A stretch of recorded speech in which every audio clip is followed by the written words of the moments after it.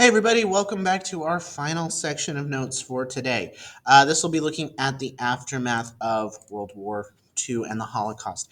If the content becomes too much, feel free to step out for a moment. So we're going to start with the discussion. How should we end our discussion on the Holocaust? This is our final section of notes for this unit. Take a couple minutes to discuss with your classmates, and we'll discuss as a class in a moment.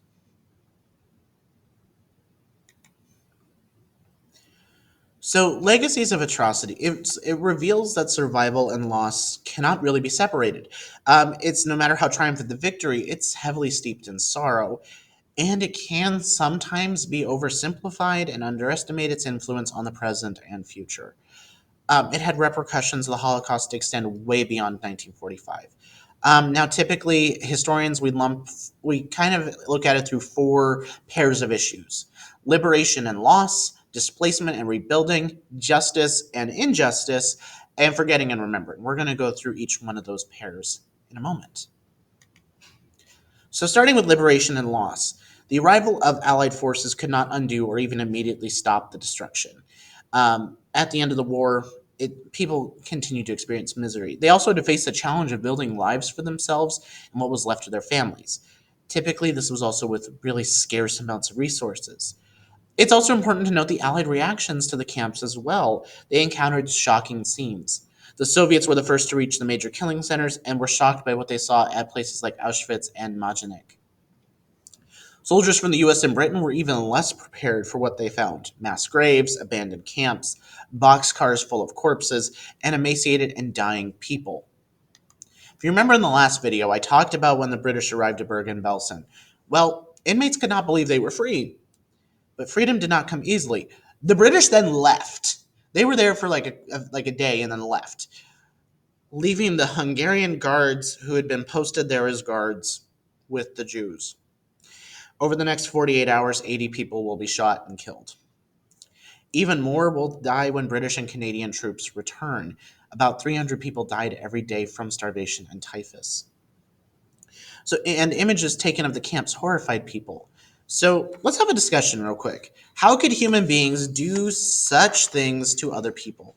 How can we go on living in a world where crimes and agony of such magnitude are possible? Take a few minutes to discuss with your neighbor, and then we will discuss as a class.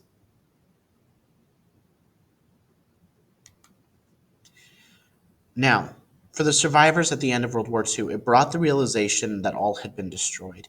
Many had nowhere to go. Those that did return home, searching for loved ones or to reclaim property, were often met with hostility.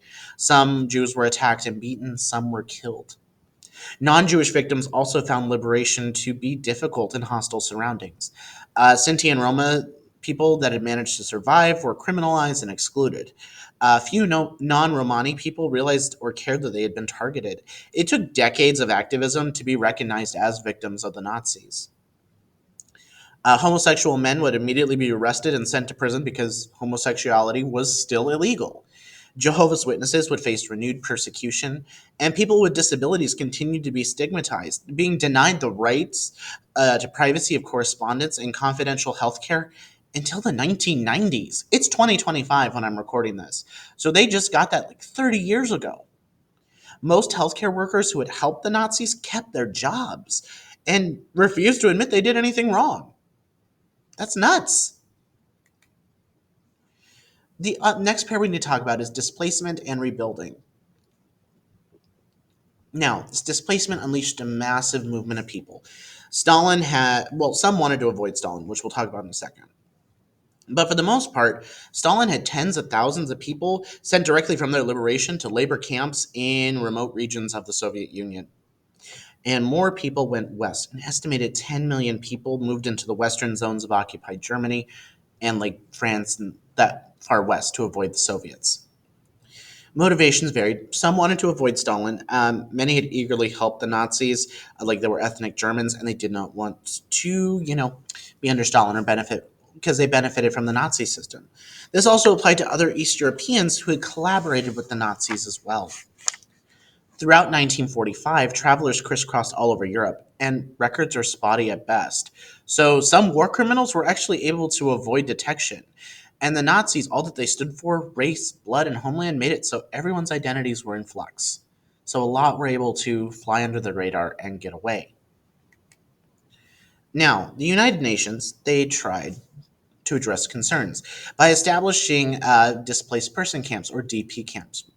This was the first destination for many Jewish survivors, and Americans set up separate facilities for Jews and non-Jews.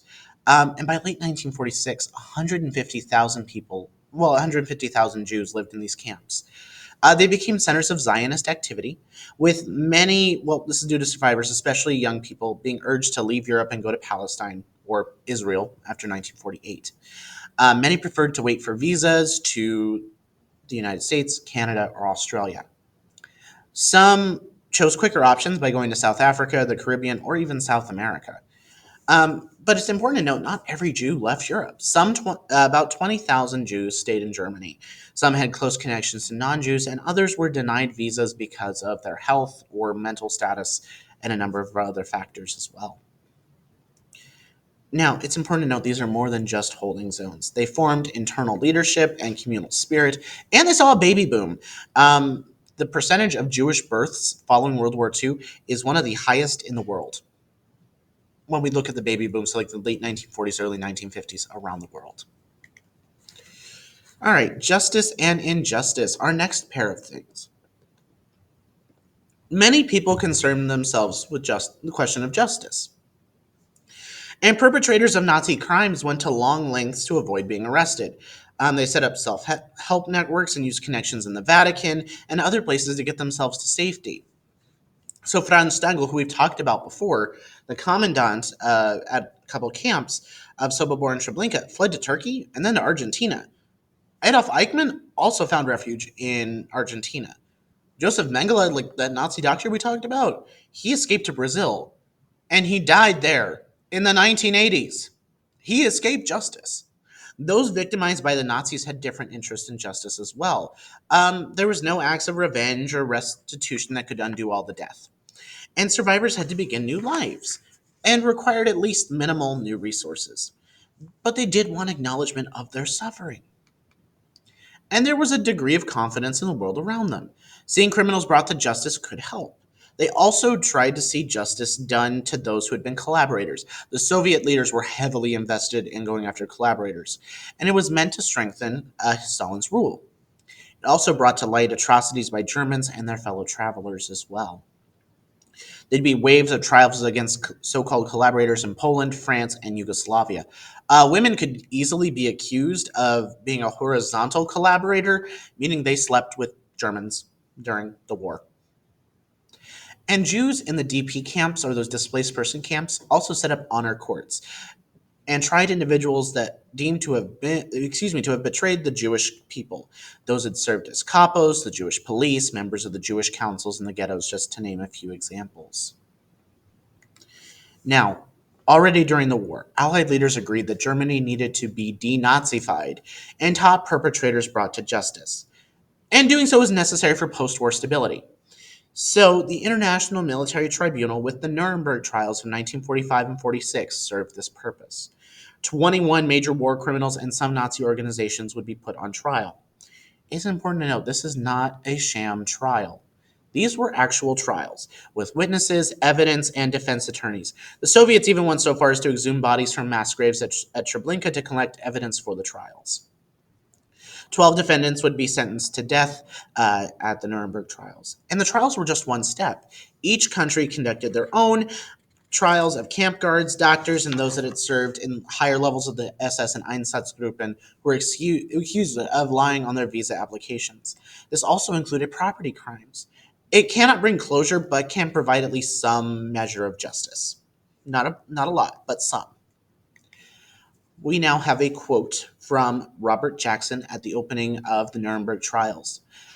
He went on to say, what makes this inquest significant is that those prisoners represent sinister influence that will lurk in the world long after their bodies have returned to dust. They are living symbols of racial hatreds, of terrorism and violence, and of the arrogance and cruelty of power. They are symbols of fierce nationalism and militarism, of intrigue and war-making which have embroiled Europe generation after generation.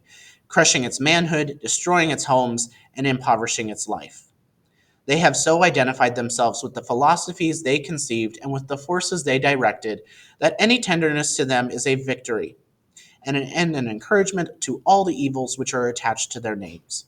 Civilization can afford no compromise with the social forces which would gain renewed strength if we deal ambiguously or indecisively with the men in whom those forces now precariously survive. So, the final pair that we need to talk about is forgetting and remembering. Holocaust memory, it's important to note, is contested and faded. In 2022, a survey of Americans and Canadians identified that a third of them believed that the Holocaust was fake. There are also rampant theories on the internet, sometimes fueled by anti Semitism, racism, and misogyny. Now, there are a number of projects to memorialize the Holocaust all over the world, some notable examples being Yad Vashem in Jerusalem, or the Holocaust Remembrance Center. The U.S. Holocaust Memorial Museum, which we've used a lot. We've actually used both of these resources a lot throughout this unit. Auschwitz itself is a major museum to the Holocaust now today, and there are many other places all over the world. Its high profile leads to politicization, and here's where we're going to look at Germany for a second. They lead the way in terms of education on the Holocaust. But then it also means we have to ask ourselves a question. But does this take away from discussing colonial crimes? If they are really going above and beyond to talk about this level of genocide, why aren't we talking about this example?